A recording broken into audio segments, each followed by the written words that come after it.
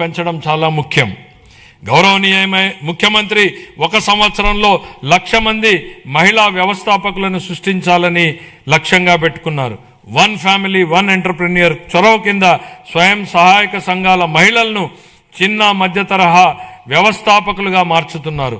June 24 నుండి మేము ప్రవేశపెట్టిన అనేక సంస్కరణల ద్వారా మహిళలకు అనేక ప్రోత్సాహాలు అందించాము. ప్రస్తుత సంవత్సరంలో మా ప్రభుత్వం 9,958 అంగన్వాడీ కేంద్రాలను అప్గ్రేడ్ చేసింది. 4,687 మినీ అంగన్వాడీ కేంద్రాలను ప్రధాన కేంద్రాలుగా అప్గ్రేడ్ చేశాం. అప్గ్రేడ్ చేయబడిన అంగన్వాడీ కేంద్రాలలో అంగన్వాడీ సహాయకులను నియమించి వంట సౌకర్యాలు మెరుగుపరచబడ్డాయి. ప్రధానమంత్రి జన్మన్ కింద పీవీటీజీ ప్రాంతాలలో 192 కొత్త అంగన్వాడీ కేంద్రాలు మంజూరు చేయబడ్డాయి. ఇవి 26-27లో పూర్తవుతాయి.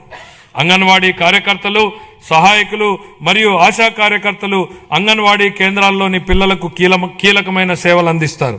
అందుకుగాను వారి సుదీర్ఘ సేవలను గౌరవిస్తూ మా ప్రభుత్వం వారి పదవీ విరమణ సమయంలో గ్రాట్యుటీని అందించడానికి ఉత్తర్వులు జారీ చేసింది. ముఖ్యమంత్రి గారి నాయకత్వంలో వికలాంగ సమగ్ర అభివృద్ధి కోసం ఇంద్రధనస్సు అనే కార్యక్రమం ప్రారంభించబడింది.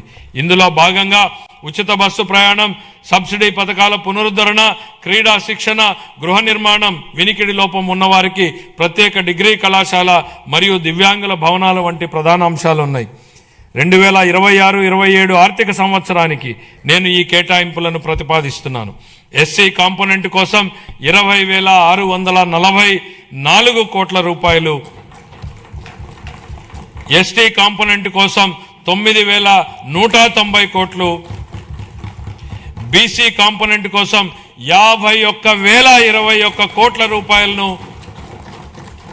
మైనారిటీ వర్గాల సంక్షేమం కోసం 6,090 కోట్ల రూపాయలను, మహిళలు, పిల్లలు, వికలాంగులు మరియు సీనియర్ సిటిజన్ సంక్షేమం కోసం 4,582 కోట్ల రూపాయలు. ఉద్యోగుల సంక్షేమం, ఉద్యోగ సంఘాల సలహాలు సూచనలతో కోరిన తర్వాత ఉద్యోగుల భవిష్యత్ నిధి మరియు పెన్షన్ ప్రక్రియలను సజావుగా మరియు కాగితరహితంగా చేస్తున్నాం. ఈ డిపిసి మాడ్యూల్ ద్వారా ప్రమోషన్ ప్రక్రియ ఆన్లైన్ చేయబడింది. ప్రభుత్వ ఉద్యోగులు మరియు పెన్షనర్లకు చాలా కాలంగా పెండింగ్లో ఉన్న బకాయిలను కూడా చెల్లించడం ప్రారంభించింది. 1,100 కోట్ల రూపాయల డిఆర్ బకాయిలను విడుదల చేశాం. జీపీఎఫ్ మరియు జిఎల్ఐ చెల్లింపులు క్రమం తప్పకుండా చేయబడుతున్నాయి.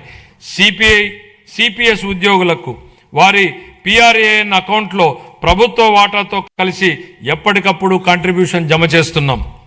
మహిళా ఉద్యోగులకు వారి వృత్తి మరియు వ్యక్తిగత జీవితాలలో సమతుల్యతను పెంపొందించే దిశగా సర్వీసులో ఎప్పుడైనా పిల్లల సంరక్షణ సెలవులను పొందేందుకు వీలుగా పిల్లల వయోపరిమితిని తొలగించాము. ఉద్యోగి ప్రమాదవశాత్తు మరణించిన సందర్భంలో ప్రభుత్వ నిబంధనలకు మించి వారికి బీమా ప్రయోజనాలను అందించడానికి రాష్ట్ర ప్రభుత్వం జీతం ప్యాకేజీ కింద మా ప్రభుత్వం బ్యాంకులతో ఒప్పందం కుదుర్చుకుంది. మా ప్రభుత్వం వివిధ కేటగిరీలలో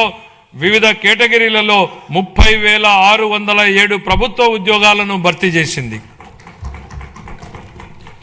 గత ప్రభుత్వ హయాంలో ఆరోగ్య రంగం గత ప్రభుత్వ హయాంలో బకాయిలు చెల్లించని కారణంగా ఆరోగ్య వ్యవస్థలు ఇబ్బందులు ఎదుర్కొన్నాయి. దీనితో చాలా కుటుంబాలపై ఆర్థిక భారం మోపబడి ఆర్థికంగా, మానసికంగా చాలా బాధపడ్డారు. గత ప్రభుత్వ ఆరోగ్య రంగానికి చెల్లించవలసిన 6,400